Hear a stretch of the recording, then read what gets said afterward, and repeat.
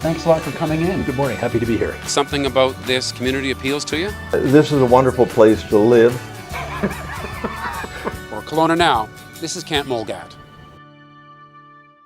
And we're joined by Gaelene Askeland, the Executive Director of the John Howard Society. You guys will be running this home on Agassiz Road if it goes ahead.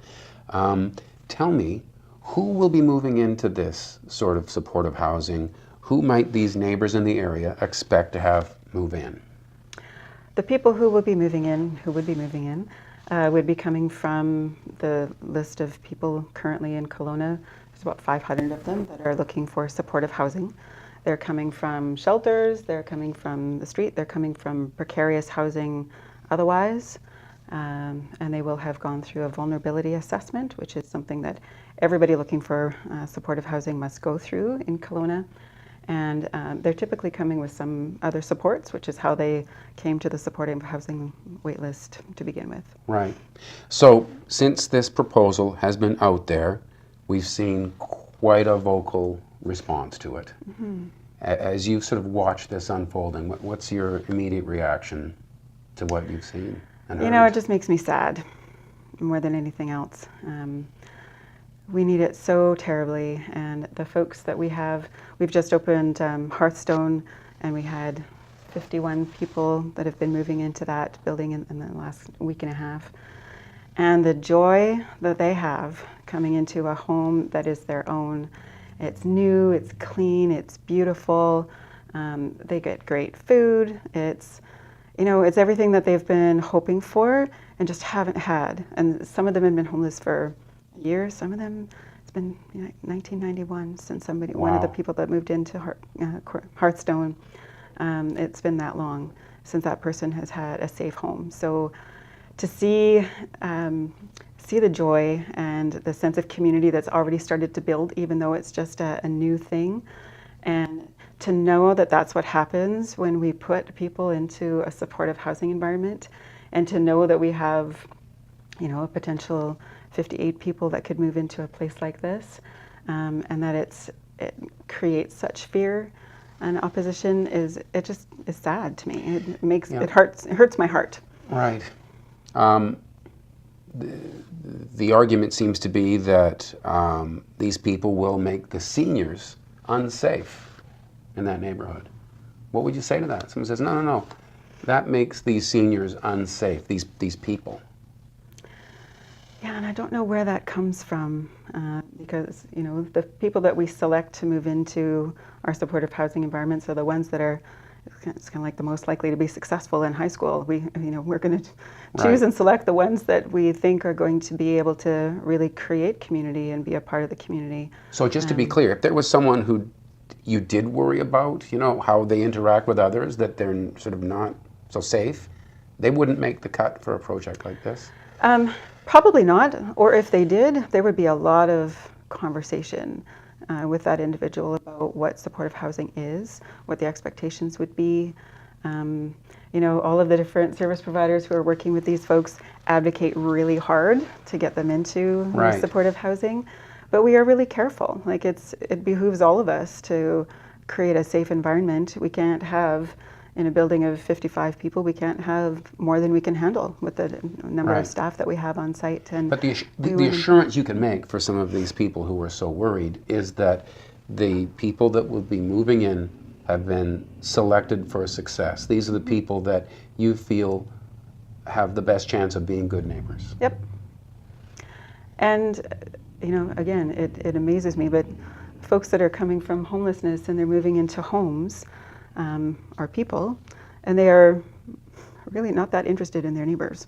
We'll do community barbecues and try and build community within the neighborhood, but they're much more interested in creating stability for themselves and figuring out what they need to do to get their lives on track and working with our staff to do that. Right. They're not wandering around looking for trouble. So, because their housing depends on being good neighbors. So they also have a very vested interest in behaving well. So the John Howard Society would be operating this facility. You're not necessarily in the driver's seat for choosing the location, but is your sense that there is a whole bunch of other options out there, or I think probably not? I think probably not. Land is hard to come by in Kelowna, and when it is there, it's extremely expensive. I'm not the one that pays that bill, but we as a province are, so Yeah. it's a So if this challenge. if this sort of vocal opposition to it is too strong for elected officials to ignore, and they say no to this, are you confident that there's another location somewhere that could pop up? And no, I'm not. But I'm also not the one looking. Right. You know, there's scores of people within the province and the municipal staff who are looking for properties that are right?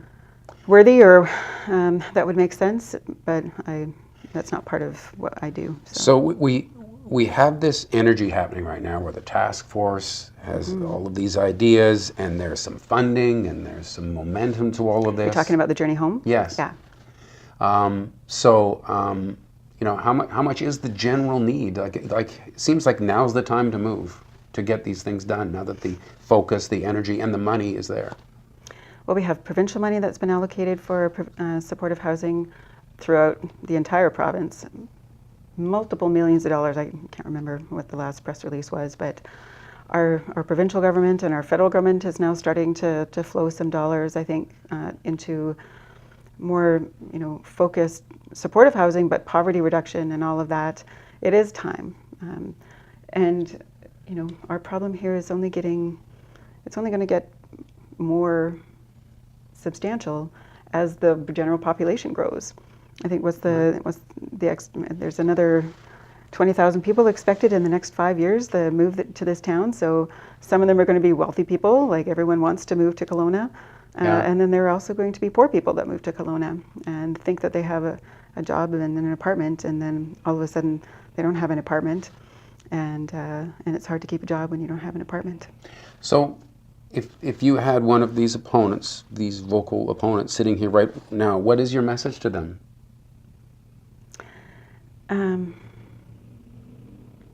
It's hard to ask people just to have faith, but I would ask them to have faith that, you know, people do want to live in community, and even though they are currently not housed, they do want housing, and they do want to be a part of our community. They want to be a part of the broader community, and I think that that's very possible, and we just have to have faith in the humanity of the people that need that housing, and the humanity of the people around them that could welcome them and create community in and around. Make it a win-win for everybody. Yeah. All right. Well, thanks for coming in and telling us about it. Yeah. Thanks for the opportunity. Gaelene Askeland, Executive Director of the John Howard Society, and thank you for watching Kelowna Now.